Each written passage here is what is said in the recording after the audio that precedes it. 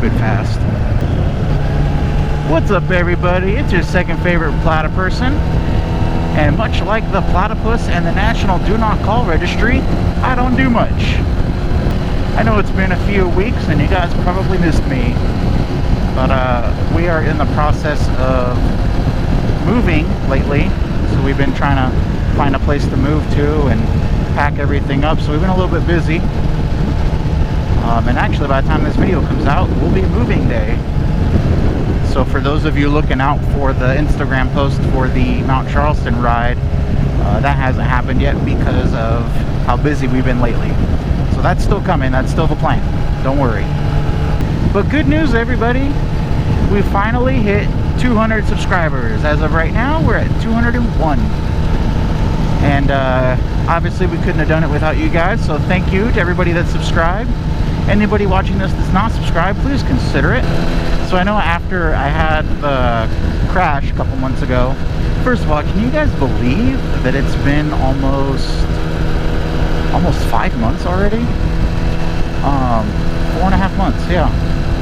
But anyway, I know that I said that I would be getting another jacket, another riding jacket, but I decided to hold off on that because this jacket was still in pretty good condition, aside for a couple scratches on the shoulder.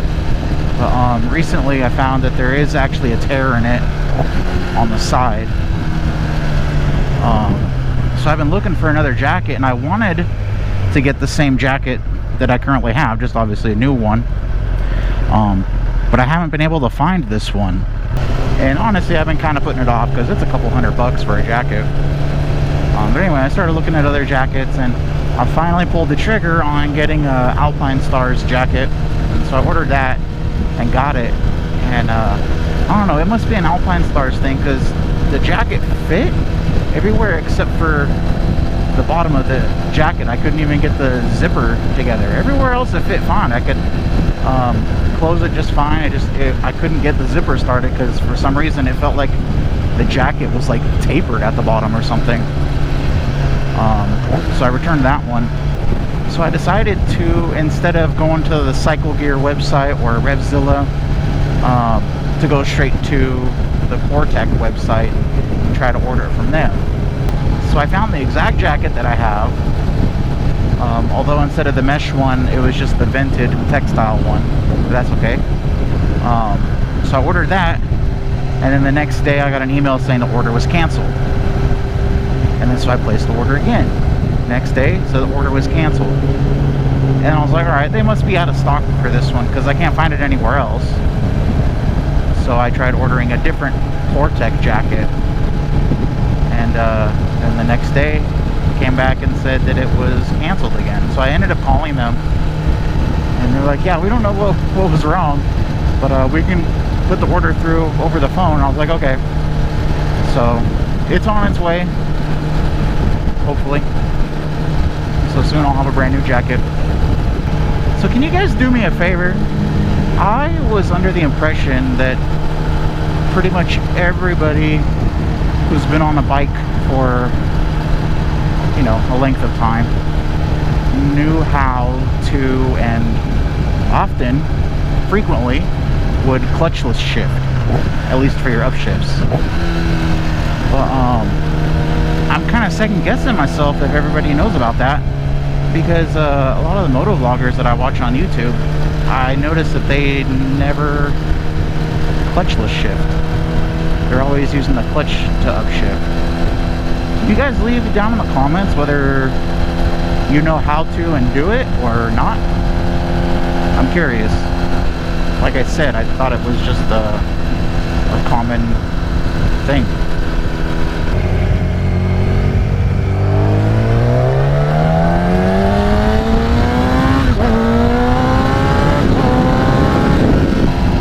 Lovely day here in Las Vegas today. We have been getting a lot of the smoke from California. Spaceman and I, we keep seeing pictures on the internet of all the fires on the West Coast, and it's like every single state on the West Coast, from like Midwest to West Coast, is on fire, except for Nevada. We're like an oasis in a fire desert. So we're not on fire, but we're getting all the smoke. And today, you don't really see all the smoke, but you can definitely smell it today. Actually, today is exceptionally blue in the sky. Most days, you can barely even see the strip from our house, which you can usually see it just fine in the mountain range past it. And you guys should see how fat Space Bun is now. Baby's due on October 14th, so we have less than a month left to go. So we're getting excited. We're pretty much ready. Actually, the reason why we're moving is to move into a house instead of just an apartment. So we found a 4-bedroom, has a den that I can work in, and a backyard for our dog. And my mom just recently retired, so she's moving to Las Vegas and moving in with us to help take care of the Plata baby.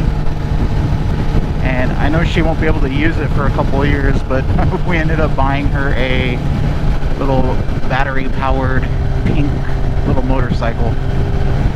It says ages 3 and up, but with her parents' genes, I'm expecting maybe 3 months and up. What do you guys think? Wow, it's windy up here. I'm getting blown around just at this stoplight here. So I just wanted to stop real quick. What is this guy doing?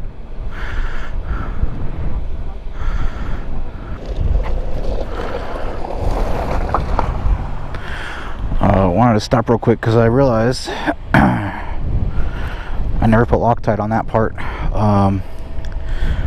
When I started the bike in the garage, I noticed that it was very loose. So I just hand tightened it because all my tools are packed up right now. So I was just checking to make sure it's still tight. We're still good to go.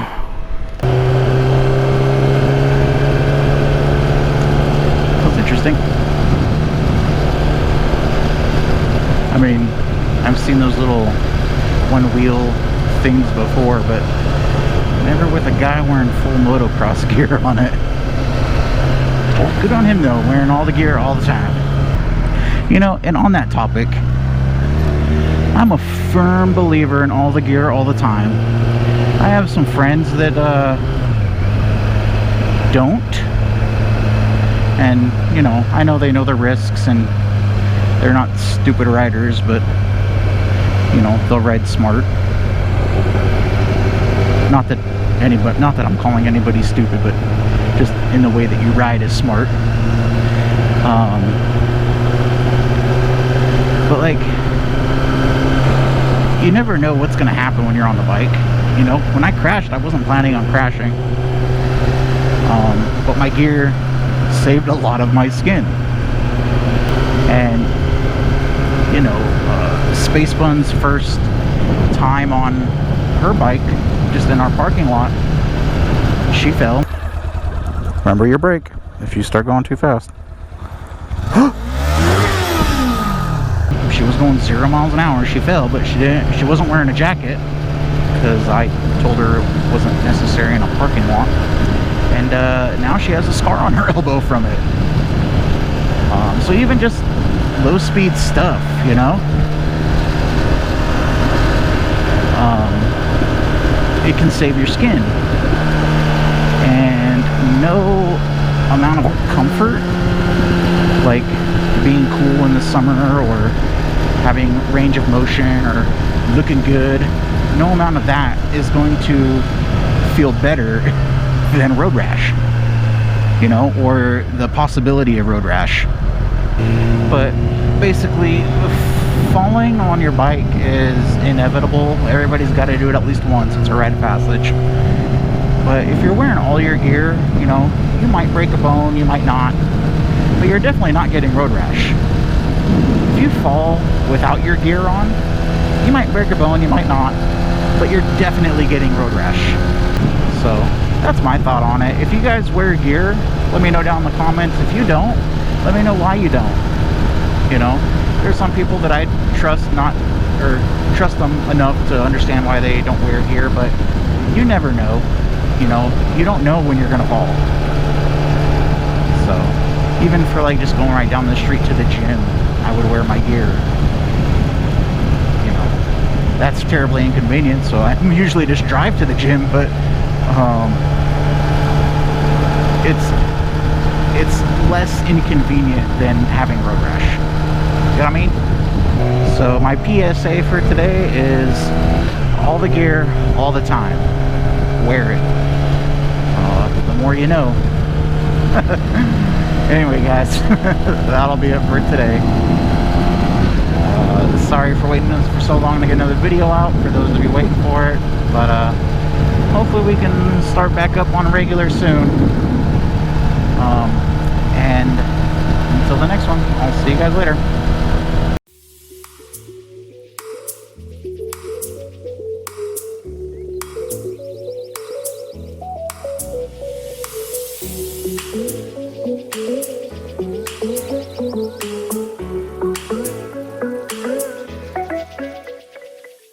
Spacebun wants me to take more pictures while I'm out riding.